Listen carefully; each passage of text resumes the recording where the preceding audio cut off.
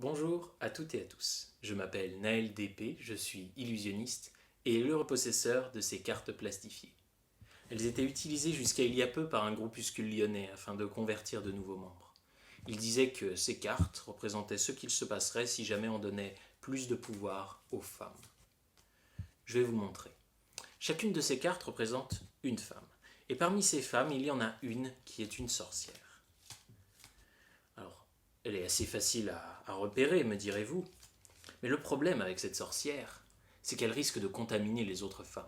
C'est pourquoi il faut l'isoler et faire très attention à ce qu'elle ne parle pas aux autres femmes.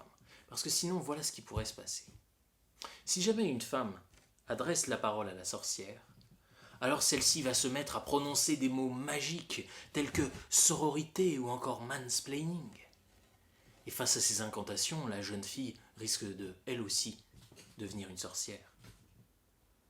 Et s'il y a deux sorcières, alors vous vous doutez bien que ça ne sert plus à rien d'isoler la première sorcière, puisque la jeune fille, en rentrant, va amener avec elle les idées nouvelles et dangereuses qu'on lui a apprises.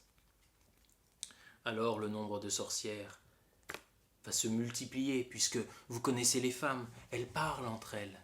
Et chaque femme qui adressera la parole aux sorcières risque de, elle aussi, en devenir une.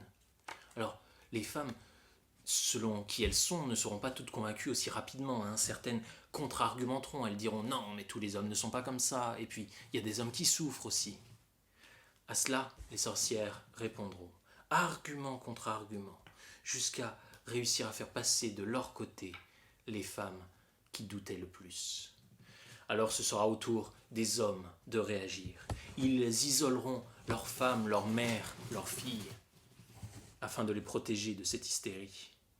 Mais les idées sont comme des sortilèges, et elles atteignent même les esprits les plus enfermés.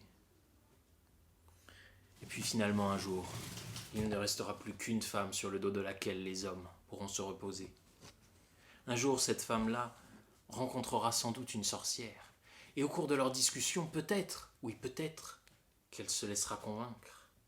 Et si c'est le cas, alors le monde sera peuplé de femmes qui ne raseront pas leurs poils, qui diront des vulgarités et qui s'appelleront autrices. C'est un monde tel que celui-ci que les membres du groupuscule cherchaient à tout prix à éviter. Mais ils ont dû interrompre leur croisade lorsque la mère du président a refusé de leur prêter sa salle à manger. Enfin ça, c'est une autre histoire.